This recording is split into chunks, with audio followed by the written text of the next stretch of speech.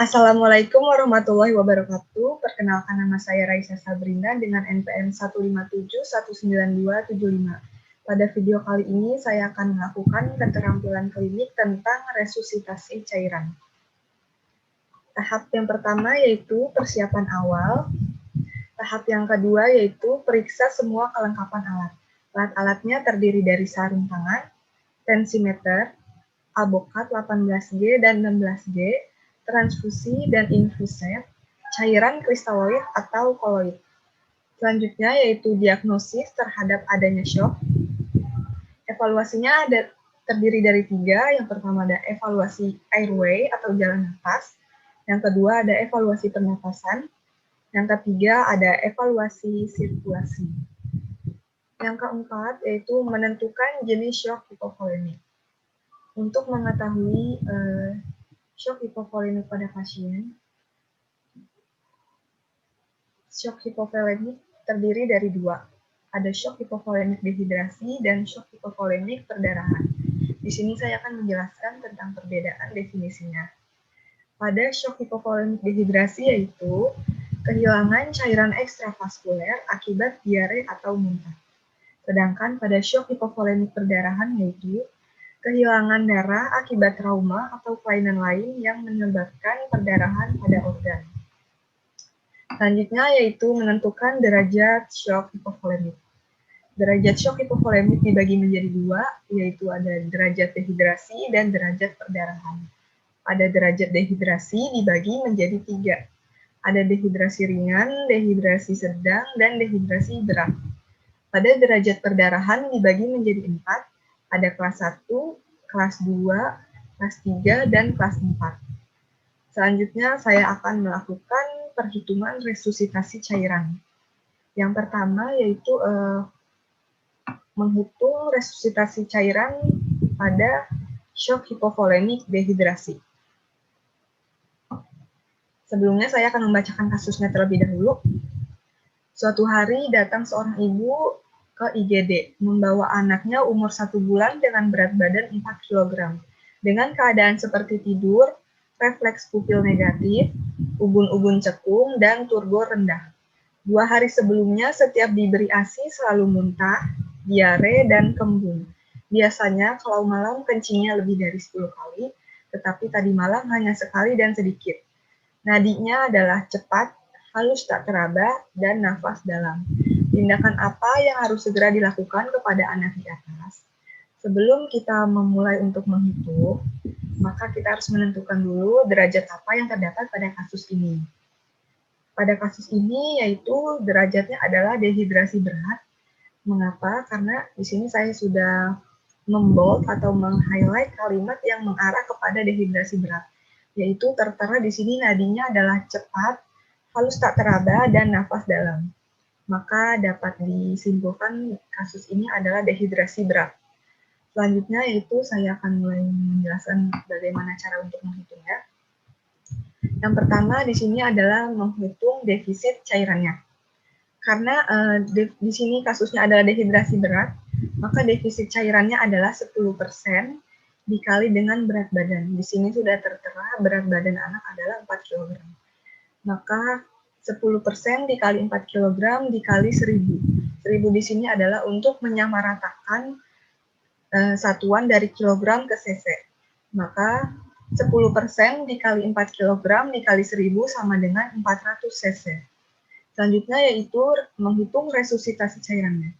Di sini karena kasusnya adalah dehidrasi berat, maka kita harus menghitung resusitasi cairannya, yaitu 20 ml dikali kilogram berat badan dikali 4 kg. Maka hasilnya adalah 80 cc. Ini adalah dalam 10-15 menit dalam 1 jam pertama. Selanjutnya yaitu menghitung sisa defisitnya, 400 dari hasil defisit cairan dikurang 80 cc hasil dari resusitasi cairan. Maka 400 dikurang 80 hasilnya adalah 320 cc. Lalu 320 dibagi 2 sama dengan 160 cc. Kenapa dibagi 2? Karena 50% untuk si cairan rumatan yang maintenance 8 jam dan 50% untuk cairan rumatan atau maintenance yang 16 jam. maka 300 dibagi 2, lalu hasilnya adalah 160 cc. Selanjutnya yaitu menghitung cairan rumatan atau maintenance yang 8 jam, yaitu 160 ditambah 2 dikali 4 dikali 8 sama dengan 160 ditambah 64, hasilnya adalah 224 cc. Dan selanjutnya itu menghitung maintenance 16 jam, caranya sama seperti tadi, hanya bedanya kalau yang maintenance 8 jam dikali 8, tapi kalau yang maintenance 16 jam dikali 16.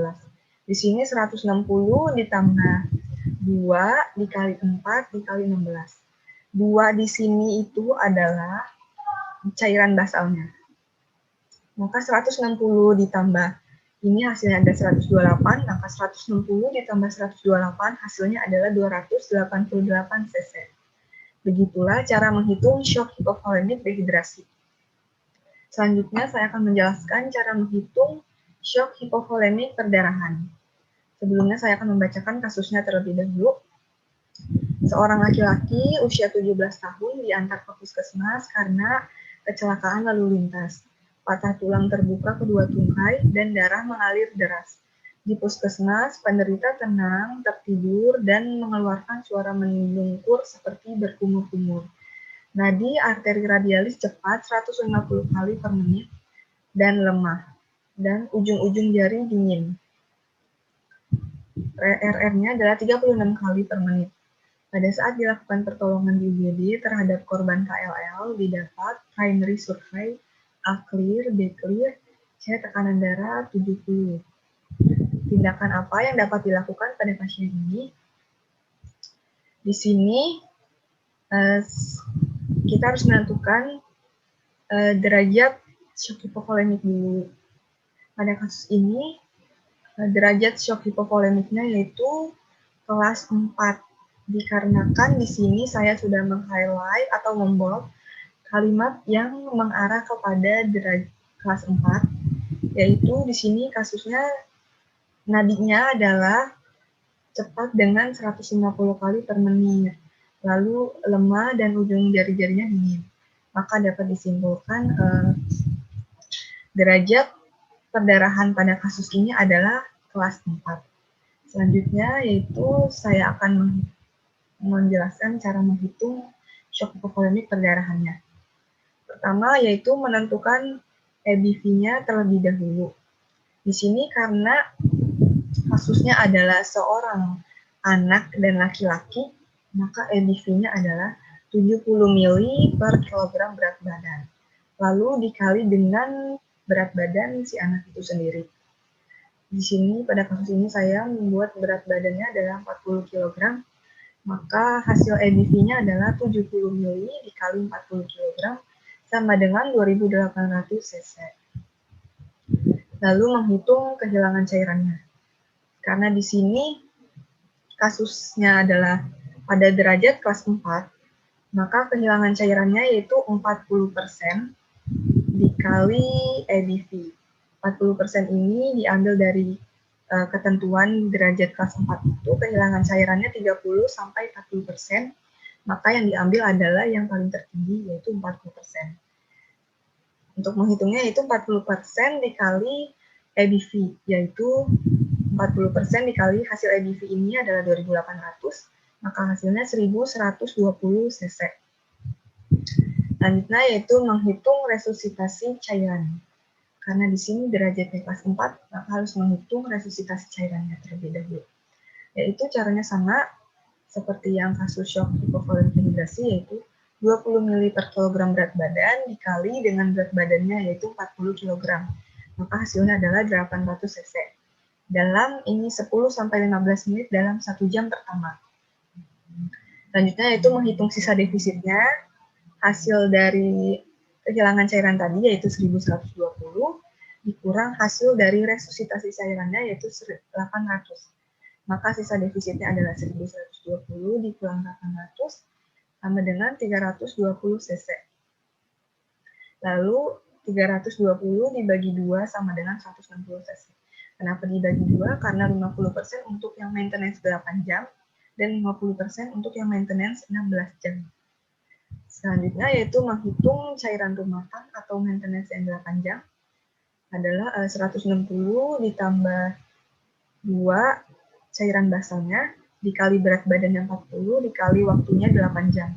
Maka 160 ditambah 2 dikali 40 dikali 8 sama dengan 160 ditambah 640 sama dengan 800 cc. Selanjutnya yaitu menghitung maintenance 16 jam. Yaitu 160 ditambah 2 dari cairan basalnya dikali 40 berat badannya dan 16 dari waktunya. Yaitu 160 ditambah 1280 sama dengan 1440 cc. Begitulah kurang lebih cara untuk menghitung resusitasi cairan pada kasus shock hipovolemik dehidrasi dan shock hipovolemik perdarahan. Saya sudahi video saya kali ini. Kurang lebihnya mohon maaf apabila ada kalimat yang kurang berkenan. Nah, terima kasih. Semoga bermanfaat. Assalamualaikum warahmatullahi wabarakatuh.